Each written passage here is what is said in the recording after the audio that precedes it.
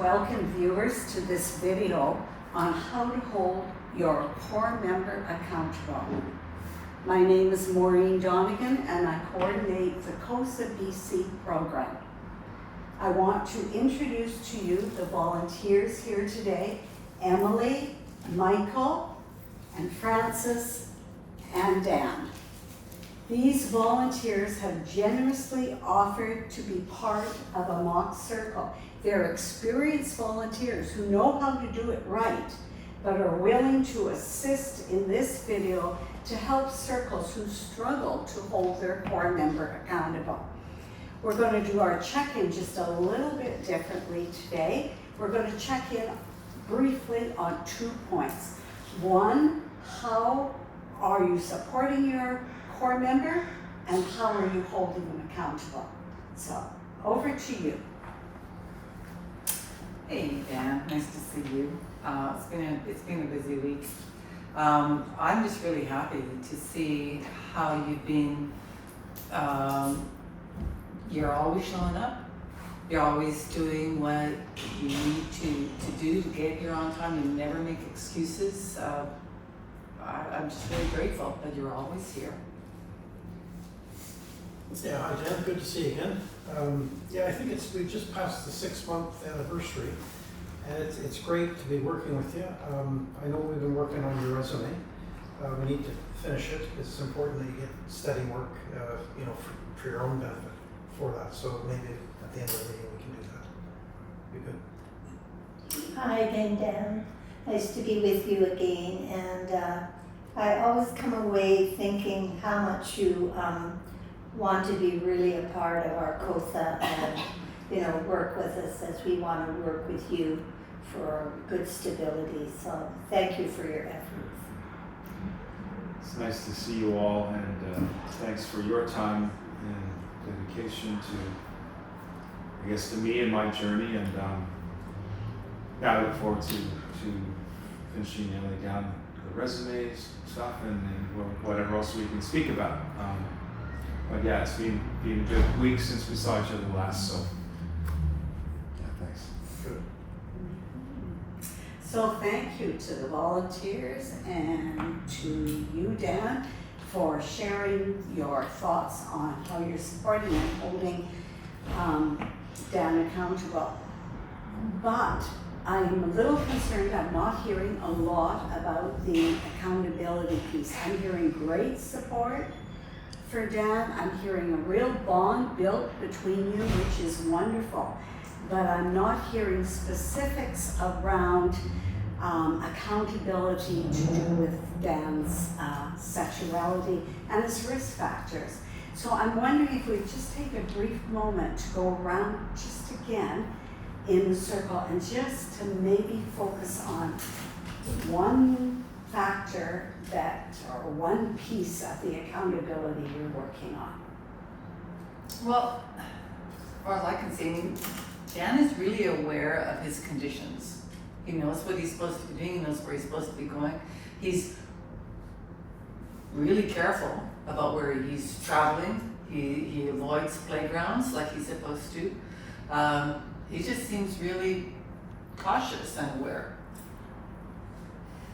Yeah, I know we've been working on this, Dan, the relationship with your parole officer, but that's a really critical relationship.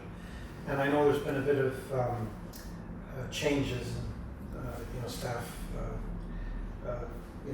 changing through the system and things, but you have to remain positive working with your parole officer and making sure you're checking in with the person and you're keeping them apprised of things that you're doing. So one is what we're doing in the circle, of course, but if you're engaging in other behaviors or other activities during the week, you need to make sure your parole officer is informed at all times of that. Another thing that we circled on was the halfway house that you live in with some of the other ex-prisoners and how much you'd like to make friendships, and that's very positive. And we wanted that for you too, because you were resisting it because you were afraid to make good choices so that you weren't being tempted and you were going to go on the right path in the house that you lived in. And so we want to continue working on that, so eventually you can make, you know, a good friend and not be tempted for anything that would pull you back as to your vision of progress. Thanks. Yeah, it's the halfway house is always tricky. Not everybody likes someone like me around if they know my offenses, and kind of got to figure out what that energy's going to be. And there's new guys coming to stay at the house, and so it's always changing the culture of the place. And yeah, to your point, Mike, about the PO, you know, you work with one guy for years and then he changes, and the new person is like, you've got to justify everything again and build that relationship again. But I'm trying to be upfront. As Emily said, I think I'm ticking the boxes, and yeah, I don't want to breach, so I'm trying to be cautious about where I'm going. I think I'm knock on wood, I'm doing good so far. So Thank you for your sharing. That's very, very helpful. I'm really pleased to hear the connection that you've made with each other. It's really wonderful. You know, I'm watching Dan and the group and hearing what you're saying, and I can see, Dan, you're just so likable. You're smart, there's everything, you've got everything going for you. And, you know, I wish people liked me as much as they like you. But I do have to say there's one big difference in you and I. And that is that what I am dealing with in my life is a little bit different. I haven't asked for a CoSA circle because I'm not struggling with my sexuality. I struggle with other things, but not my sexuality. So I'm a little concerned that I'm not hearing the accountability around the sexuality. When you signed up for a circle, Dan, you filled in an intake form. On the top of that form, it said, I want a CoSA circle to work on my risk to reoffend. So that is the little piece I haven't heard yet that I'm looking for. And it is the responsibility of the volunteers who are trained to ask those questions and to work on it, to take part in holding you accountable. So I would like to ask you once again, just a second, to go around in the group and to tell me anything that you are working on in regards sexuality with Dan, his sexuality. We've been working with Dan for 6 months. I don't know, I honestly don't think that he's struggling with his sexuality right now. I think he's, I don't think it's necessary to bring it up every meeting. Yeah, I think too, there's been some real practical things with Dan, like, you know, when you were released, we had to find immediate temporary accommodation. So the housing, we finally sorted, right? And then also working, I think that will solve most of your challenges with that. So I think for us, it's a bit of waiting, Maureen. I think it's an important issue, but there are some more immediate practical things I think that we have to take care of first. Mm-hmm. I don't think I can add much to that. Like, I think my two fellow members here, I would have to agree that I'd like to concentrate with you on their positivity and go ahead with exactly what they said. I'm saying the same thing. Thank you. No, Maureen, you made a good point, and it's like there is a difference between you and I, and you are very likable too, by the way.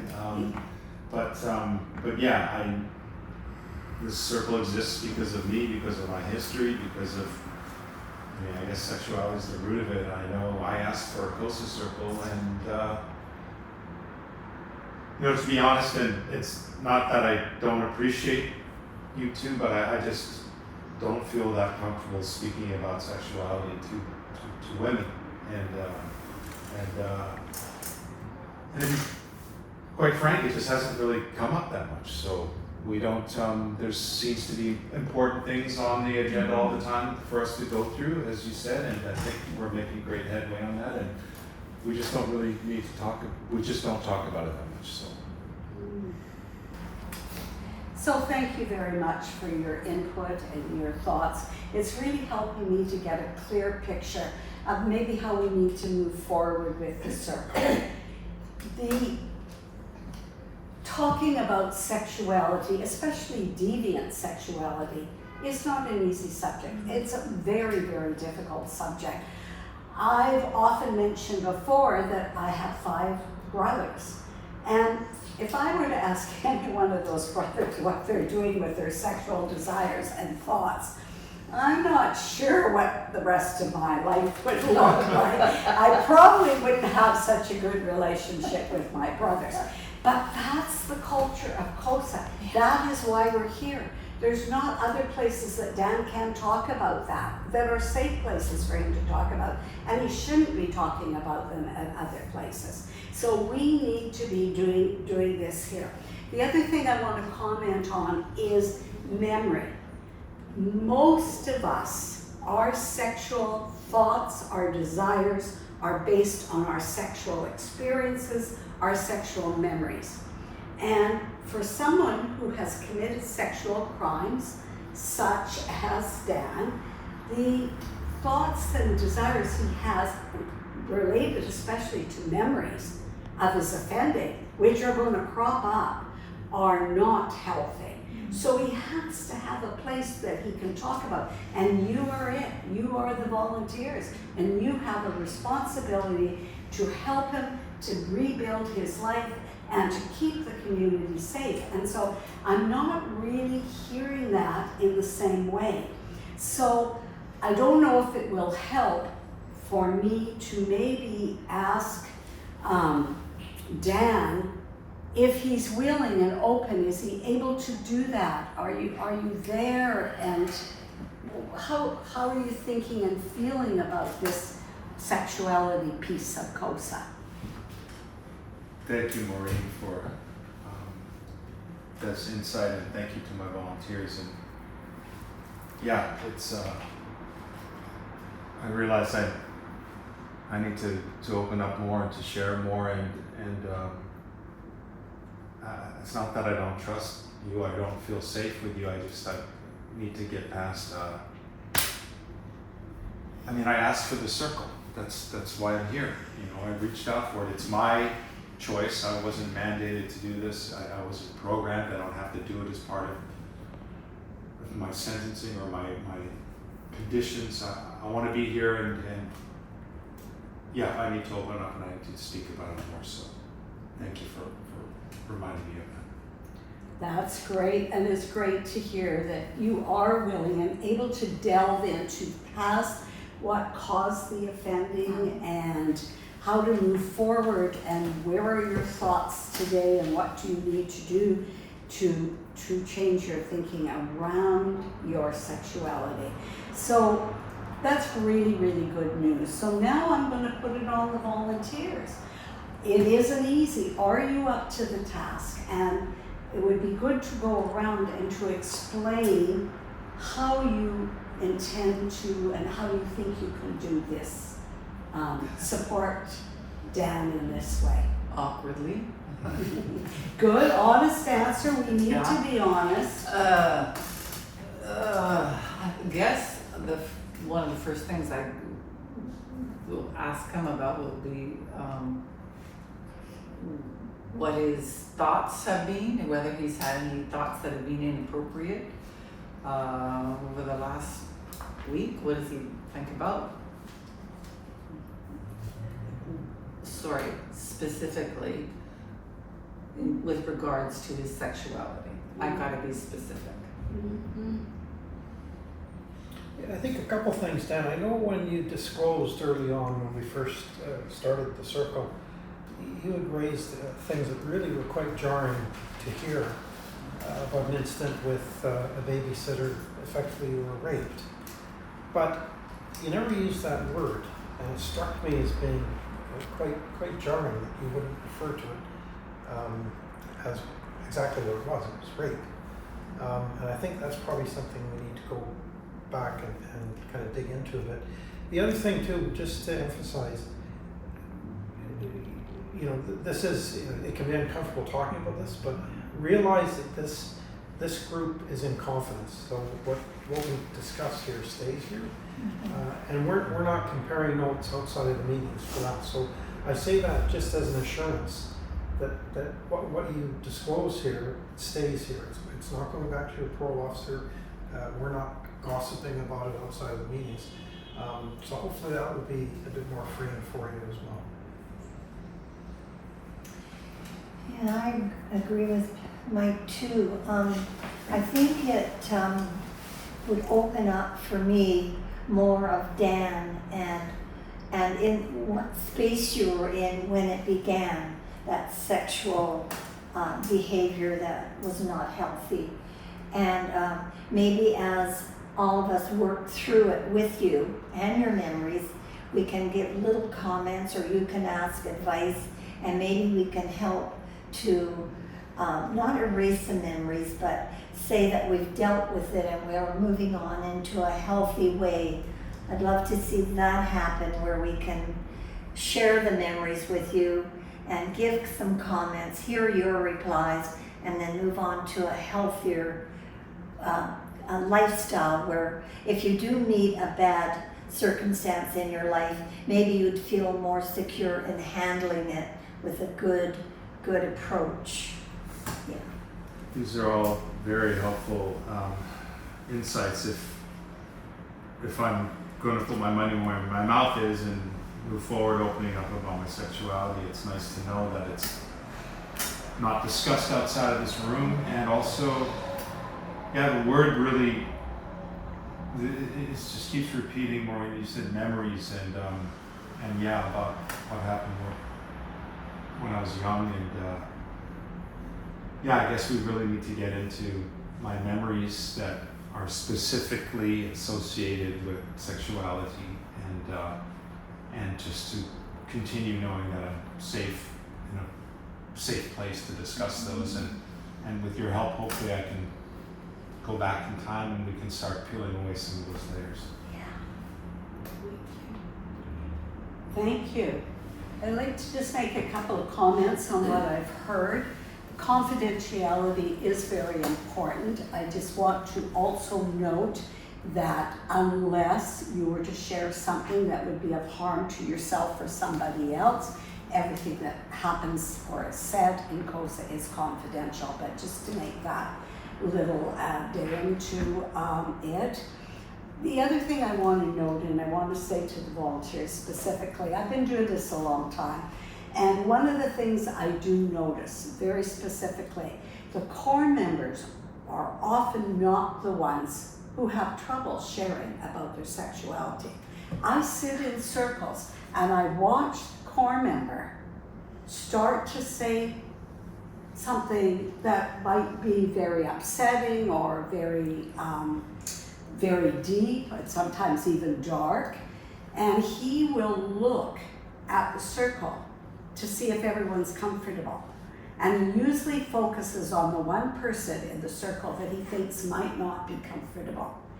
So the volunteers, you have your work to do. You need to be comfortable with whatever you're going to hear.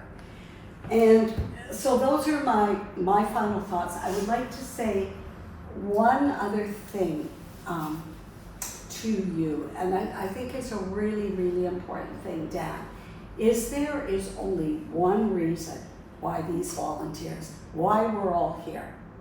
We're not paid, they're not paid, they're only here for one reason. They care so much about you. They care about you, they care about the community, they love you in a way that you may not have been loved before. Loved in the true meaning of love, to want the best for somebody else. We want the best for you. Try to remember that. And sometimes, actually, the core member helps the volunteers. I have seen it where they move them back and say, hey, you haven't asked me about this, or you haven't asked me.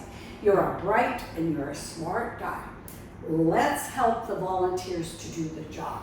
Let's work as a team. Yeah. So I want to thank you. I know it seems like I've been a little bit critical, but as I said at the start of the video, you are great volunteers taking on this acting role of not doing things so right. So thank you for bearing with me and taking on the role. And I really hope that the volunteers who are watching this video have learned something by it, have learned you can do support, there's no problem. It's easy. But the hard part of this is the accountability. And that is why whenever, and I used to recruit for the prison and for CoSA, take the cream of the crop for CoSA, because they have to work as a group and they have to talk about things that you would never talk about in the general public. So hats off to all of you for being willing to do this, and thank you, Dan.